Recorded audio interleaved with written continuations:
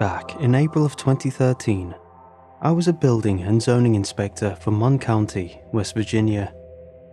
We were situated in an office up in Morgantown, where I usually worked with zoning permits and annual municipal building inspections. Not the most exciting job, but in my line of work, the best day in the job is the day when nothing happens. The fight against entropy is constant, and I had a sign hanging above my desk to remind me of such. It simply read, "Everything breaks," in cursive, with a baby cherub in the corner. I remember being called up early one morning. There had been some sort of geological event, and every inspector would be pulled off desk duty.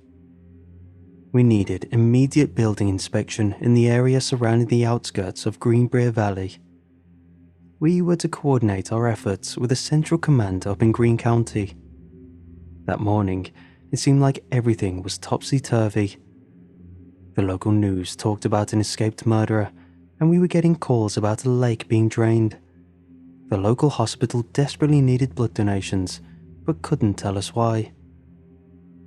Overall, something was up, and neither of us liked it. But we went along with it. I was assigned to a full inspection of a farm close to the epicenter, the Oak Valley Grain Farm.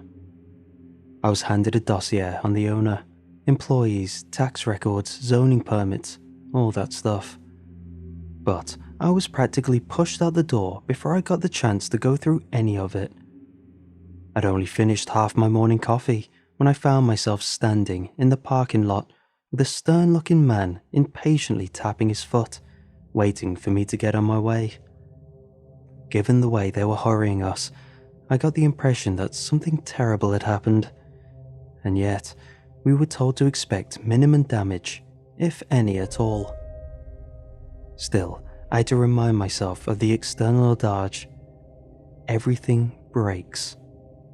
That includes old barley farms. Once I was out on the road, I took some time at a rest stop to go through the dossier, mostly to get a feel for the place and an idea of what to look out for. So, the Oak Valley Grain Farm, a 75-acre area originally established in 1882. The site was used both as a barley farm and a lumber storage yard, as most of the surrounding area was covered in oak trees. A few years into operation, they expanded into having an off-site cooper and making their own barley malt for whiskey production. The original malting facility and accompanying barrel storage was still in use to this day. The one problem I could spot was the historical buildings. Oak Valley had a series of Prohibition-era buildings and underground storages, some of which were still being used. It was all legitimate, and more of a quirk than anything. But those areas had not been properly inspected for years. The landowner had been reluctant to allow inspectors free rein, and Mon County hadn't seen the use in harassing the owner because of what could be, at most, considered a curiosity. There was about a dozen employees, not counting irregular extra labor, the off-site Cooper workshop, and seasonal farm-to-table event organizers. I got there at about 10 a.m. Even from the parking lot, I could see rolling hills of sprouting barley. Redbirds were circling overhead, some kind of migrating species that had come home to roost. There was a constant low droning in the area, both from the machinery and emerging spring insects. The air was dense with the smell of rain-drenched manure and fertile soil. I was greeted by one of the equipment operators, Elsie, a quiet, middle-aged woman with a permanent squint on her face, like she was always blinded by the sun. I stifled the instinct to ask if she'd had her vision checked in the past 6 months and settled with shaking her hand. "Welcome to Oak Valley," she smiled. "Lacey will be out in a minute." "Is the landowner in?" I asked. "Mr. Kettleman. Anders Kettleman? Yeah, he is usually not around that much, Elsie sighed. Lacey is the, de facto boss lady, runs the day-to-day operations. Anders is a sort of hands-off kind of guy, ever since he got sciatica. Sorry to hear that, I nodded. Let's see the boss lady then. Elsie showed me past the office and the silos. I was regretting not putting on more appropriate footwear, but most of my on-site inspections were usually municipal buildings. This was out of my comfort zone, and my feet would have to suffer for it. Manure-ridden water pressed into my socks. I met Lacey Kettleman outside of the workshop. She was busy trying to get a hold of someone to finish the repairs on a secondary combine. Lacey was in her early 30s, but had already started to go grey. She held up a finger as we approached, finished the phone call, and turned to me with an eagerness to walk right through me. I'd met a lot of people like Lacey Kettleman before, but there was something about her that put me off. There was something there. What's this about then? She asked, crossing her arms. A standard inspection, ma'am, I said, on account of the geological event in the area. We ain't had any geological events, she shrugged, so your services aren't necessary. This here is a sizable property, I said. I'm sure you haven't had the time to check if everything is up to code. I can help you with that. Then I'll be on my way. I appreciate that, but no need. Business as usual. I looked over at Elsie, still hovering on the outskirts of the conversation. I clutched my dossier and resumed eye contact. Miss Kettleman, do you mind explaining the problem with your combine harvester? I'm not entirely sure, she said. That's why I'm trying to get a hold of someone who does. Then would you mind me having a look at your garage? Or better yet, the combine? The combine doesn't constitute a building, sir. Not much use for a building inspector to take a look at that. Let's start with the garage then. While Lacey took off with her cell phone in hand, Elsie stayed by my side and guided me around the property. Turns out, Elsie was supposed to be the one to operate the second combine. Since it was out of commission, she didn't have much to do. She only had access to a few buildings, but was enough to get me started. First off was the garage. While Lacey had said there'd been no noticeable geological event, there were clear signs of disturbance. Several items had been knocked off the walls, and there were web-like cracks in the concrete floor. Nothing major, but enough for me to take note. There was no way Lacey was unaware of this. I took some pictures, made some notes, and wandered off to check the storage sheds. Over the next few hours, Elsie escorted me through the grounds. While most buildings were off limits to her, and Lacey was nowhere to be found, I could still check the exterior. And while I didn't see anything obviously dangerous, there were clear signs of the area being disturbed. I could see the ground having shifted downhill from the storage sheds. Entire rows of barley were bent. While waiting for Lacey to meet us by the offices, Elsie and I started wandering by the edge of the grounds. There were plenty of oak trees there, historically used for making their own barrels, and there were several old trails snaking through the undergrowth. We were walking past the gazebo when I noticed an old well. Nothing out of the ordinary at first sight, but I noticed something strange about its algae. I took a closer look. Turns out the well was overflowing with water. Elsie seemed just as surprised as I was. It's been dried out for years, she said. That's definitely new. There was a pulse to it. Gulps of water making tiny bumps in the surface tension. Algae and lily pads overflowing, making a green circle around the stonework. It had a strange smell to it, like salt and ammonia. Lake water? This wasn't normal.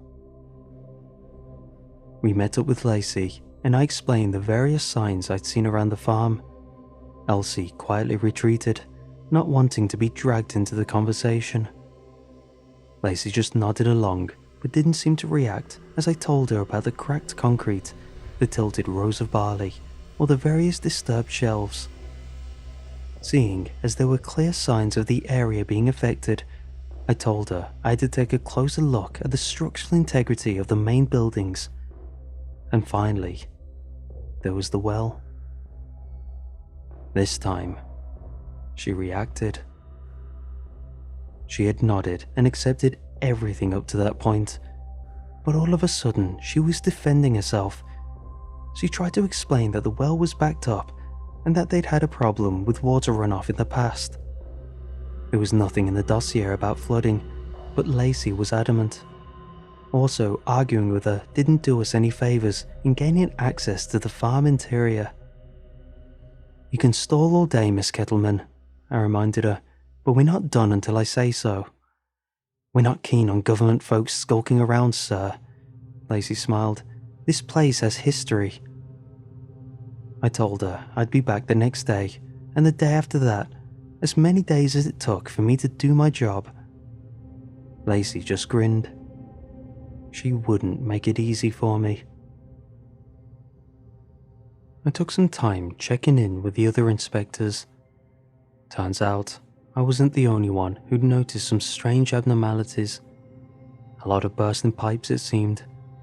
The local high school was also a mess, not to mention the elementary school over in Juniper. I was given no details about it, except that no one was allowed on the premises and the entire school was sealed off, even for inspectors. By comparison, my overflowing well was nothing, and still, I couldn't shake the feeling that something about Lacey was off. I checked the dossier over and over that night, trying to make a game plan for the following day. I take some extra time checking the irrigation and plumbing and putting emphasis on the interior. Lacey would just have to comply. And yes, I'd even check the old Prohibition-era storages. She'd just have to deal with it. I was up bright and early the following morning. I got to the Oak Valley Grain Farm at about 7 a.m, only to notice that it had been closed. Lacey had put up a sign on the door, "Closed for renovations." That was it. Maybe she figured we wouldn't have to conduct any inspections if there was no current business being conducted. But that's not how things work. I tried calling her, but got no response. I sent her a single text. She was either to open up the facility for inspection, or I had to take legal action. Shortly afterwards, she assured me she'd be there. 1 hour and 30 minutes later, Lacey came out of the main office building. Apparently, she'd been there all along. Strange though, she had no car in the parking lot. She was out of her work clothes, just having slapped on a grey hoodie and a pair of torn jeans. She looked exhausted. "Pleasant morning?" I asked. I cursed myself for forgetting to bring appropriate footwear again. Lacey didn't respond. She just wrapped her arms around herself and kept her head down. Something was wrong. We headed into the main building. Nothing out of the ordinary. No damage, no problem with the plumbing. All in all, it seemed perfectly fine. I couldn't figure out why she was so reluctant to show it to me. Then I double-checked the dossier. Of course, there was the Prohibition-era cellar. "All right," I sighed. "Time to head underground." "Is that absolutely necessary?" Lacey asked. "It's a mess. We don't use it for much." "You've been putting off an inspection for a long time, Miss Kettleman. Given the circumstances, I can't really motive putting it off any further." "It's a cellar," she shrugged. "There's not much that can go wrong with it." "Everything breaks, ma'am." The door to the cellar was so small I had to move sideways to fit. How they moved contraband whiskey through there back in the day was still a mystery to me. Still, I was there to check for damages, not sightseeing. We came down to a large open space with an 8-foot drop into a storage area. It was about 16 by 20 feet in total. There was an old steel ladder leading down, with 2 open paths leading deeper. A set of flashlights were hanging on the wall, so I brought one with me. As I put my hand on the first rung of the ladder, I noticed Lacey's expression change.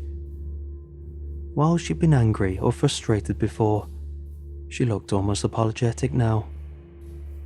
"This will complicate things," she sighed, "but we'll work it out somehow." "Sure thing. Now, the supports seem fine," I said, climbing down, "but there might be damage further in." I stepped away from the ladder, taking in the smell of salt water and ammonia.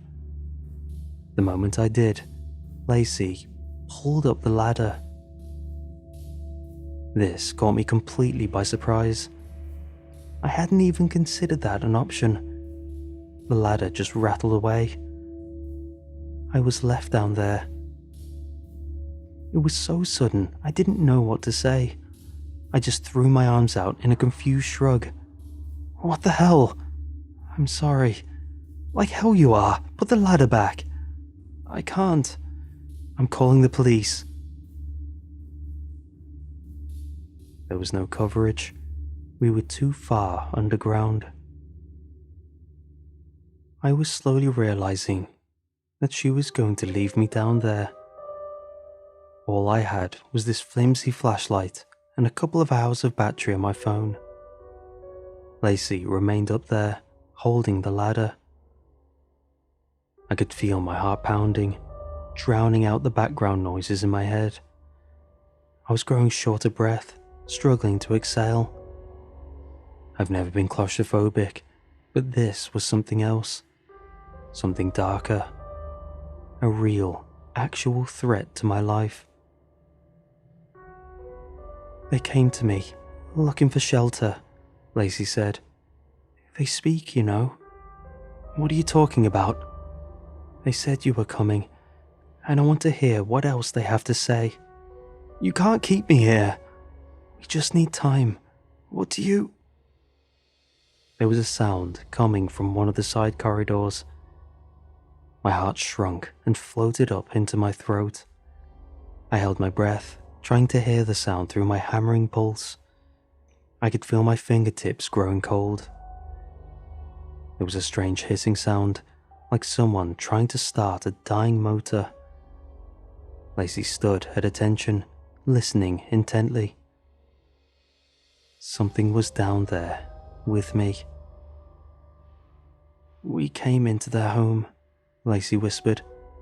"Now they're coming into ours." I backed into the corner of the room, only now noticing the thin layer of water covering the dirt floor. I turned off the flashlight and listened, trying to calm myself enough to not go into hyperventilation. Something was coming this way. Footsteps. "Hello?" Lacey whispered. "Will you speak to me?" The footsteps stopped. There was another hissing noise, rattling me. It felt like someone was playing fiddle with my nerves. "Of course," said Lacey. "He's all yours." I could hear her stand up to leave, taking the ladder with her. The footsteps came closer. I tried to move, but I made too much noise. The footsteps stopped for a moment. I thought I'd scared it, frightened it, made it hesitant. Then it burst into a sprint. I turned my flashlight back on and ran down the corridor on the opposite side of the room. I tore down all kinds of debris as I went. Planks, old barrels, empty jars, whatever I could get my hands on. I glanced back, catching a pair of eyes coming out of the dark, a wide, shark-like mouth. A side room, some kind of meeting area. I jumped over a table, knocked it down, and backed away. Seconds later, the table was smashed in two, fragments of wood scattered across the room, making my nose itch. But the thing stopped. It stayed just outside my vision, on the edge of the flashlight.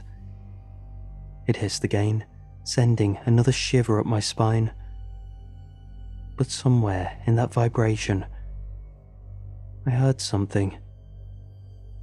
It wasn't a word, but a collection of scrambled thoughts, much like a word square, a jumble of information that you had to find your own meaning in. But rest assured, there was meaning. Fear, anger, hunger. "What do you want from me?"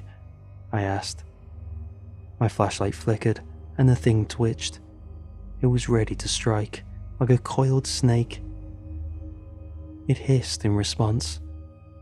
Hunger, hunger, sadness. I retreated into the corner of the room, accidentally knocking over a shelf of empty Prohibition-era bottles.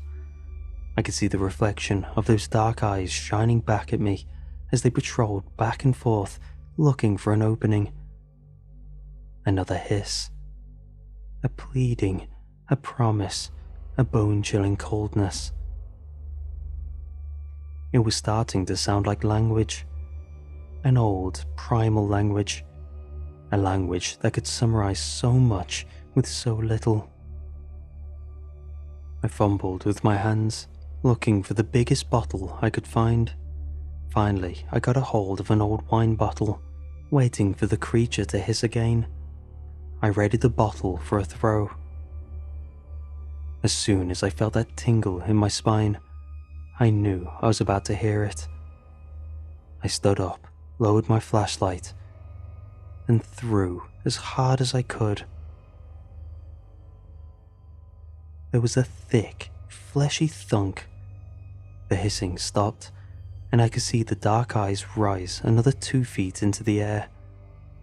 The thing had been hunched over. Now it was taller than the tunnel itself. It flinched, spitting out another word. With that single word, a series of impressions washed over me. Cold, water-filled tunnels, the crunch of raw fishbone in my mouth. Dying men in black togas, giving praise to a drowned god, hoping against hope to see another dawn. I didn't notice. I'd been zoning out. I'd leaned the flashlight downwards, and I could see those dark orbs inching closer. I backed up against the wall and inched away, effectively sidestepping my way around the room. The creature followed my movements, matching them. I ended up with my back against the corridor. So, I turned to run. It was right behind me, and it was fast. I just kept going, hearing the hissing coming closer. Hunger, joy, hunger, warmth. I went straight through the storage room and into the opposing corridor. It twisted and turned, only to spit me out into a room with a slightly lower floor. I fell forward haphazardly, spraining my ankle and dropping the flashlight. In an instant, the flashlight flickered and died. I fumbled through my pockets, bringing out my phone. My hands were shaking so bad I couldn't unlock the screen. On the third try, I got it open, and the flashlight app came on. This time, the creature was almost upon me. It screeched and retreated, blinded. It had too many limbs, too many everything. Anger, desperation. Leaving my phone on, I tried to get back on my feet. I couldn't. My foot was too badly sprained. I could hop around a bit at most, but I was no match for whatever was out there. Instead, I looked around the side room I was in. It must have been some kind of armory. There were broken wooden crates and used up shotgun shells littering the floor, a used up old oil lamp on the wall. "Don't come in here," I said aloud. "I'm not dying here." Hissing, a strange word hidden in the fog of my mind. A man handing a venomous snake to a golden woman, rolling hills of endless crucified men, a certainty of a violent death, the wailing song of the doomed. It didn't understand my fear. I was already doomed. There was no point in fighting it. To the creature in the dark, time was an insignificant factor. I realized I'd been sitting there listening to it hiss to me for at least 10 minutes. My cell phone was running hot, and the water level had risen by about an inch. Of course, the water level. There had to be water coming from somewhere. Everything breaks. It was a miracle that I hadn't seen it before. There was an overturned table in the middle of the room. That's what I'd sprained my ankle on. Kicking it with my good foot, I revealed a crack in the dirt floor from which water came bubbling up. A few lily pads plopped up, their coloration a strange blue, like a sad sunflower.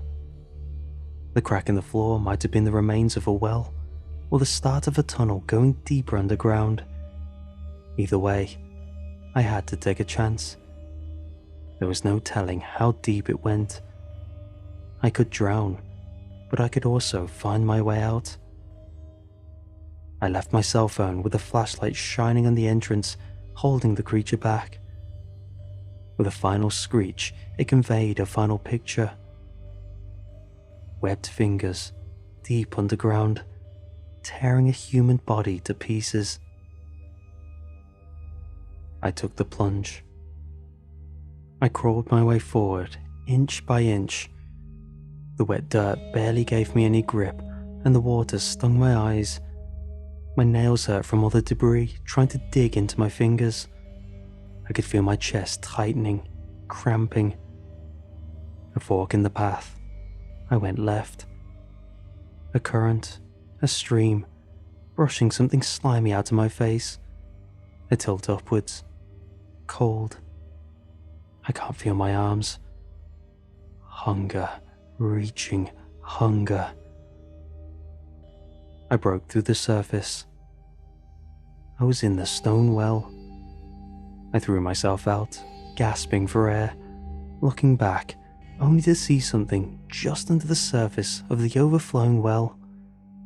Two black orbs retreated into the dark, sinking back into the unfathomable depths. I made my way to the nearest road and flagged down the first car I could see. Lacey Kettleman was brought in for questioning, but that's all I know. There was no trial, no debriefing. I just told about my experience to a stern-looking man in a suit, and that was that. I was told to sign an NDA lasting a minimum of 10 years. It ended recently, and I've been waiting to tell my story. Anders Kettleman eventually took back control of the Oak Valley grain farm. As far as I know, Lacey never went to jail.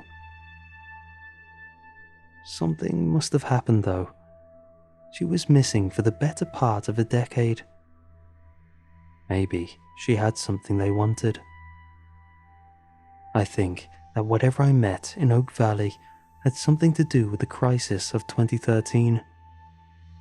There are a lot of rumors coming out of that area, and I'm sure at least some of them originated with whatever Lacey had invited to stay in her cellar. There haven't been many others coming forward about their experience of that incident, but I know they're out there. Maybe they're hoping we've all moved on or forgotten, Maybe they've been safe behind their contracts and fear tactics. But I'd like to remind them, as much as I remind myself every day, everything breaks.